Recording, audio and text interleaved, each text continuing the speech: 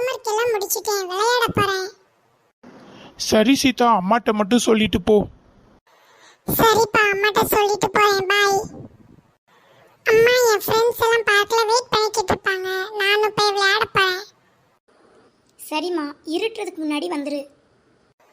சரிம்மா, நைட்டு சாப்பாடுக்கு கரெக்டா வந்துருவேன். பாய். நம்ம வேணும்னா இன்னைக்கு ஒளிஞ்சு பிடிச்சு விளையாடுவோமா? ஆமா ராமு, நானும் அதை தான் நினைச்சேன்.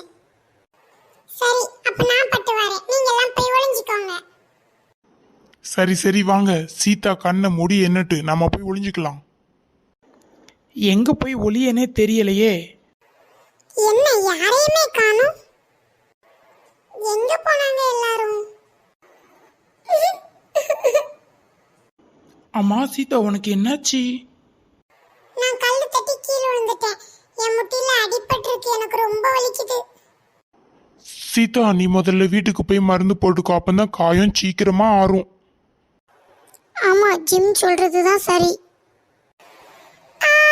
ஆனா நான் வீட்டுக்கு போய் அம்மாட்ட சொன்னா என்ன விளையாட விட மாட்டாங்களே.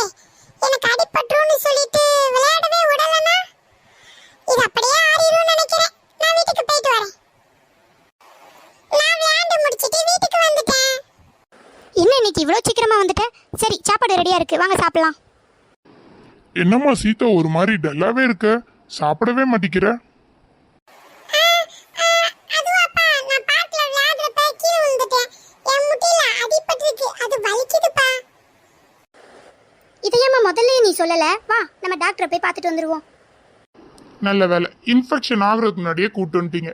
இந்த ஆயின்மெண்ட்டை மட்டும் கரெக்டாக போடுங்க, சீக்கிரமா சரியாயிரும். சரி டாக்டர். சரி சீதா, இனி பார்க்கில் விளையாடுறப்ப ஜாக்கிரதையா விளையாடணும். நாளைக்கு பெரியப்பா வீட்ல இருந்து எல்லாரும் வராங்க, அவங்களோட சேர்ந்து நம்ம அவுட்டிங் போலாம். ஐ ஜாலி. நான் நாளைக்கு ஐஸ்கிரீம் சாப்பிடுவேன். எனக்கு மருந்து போட்டதுல இருந்து வலியே இல்ல.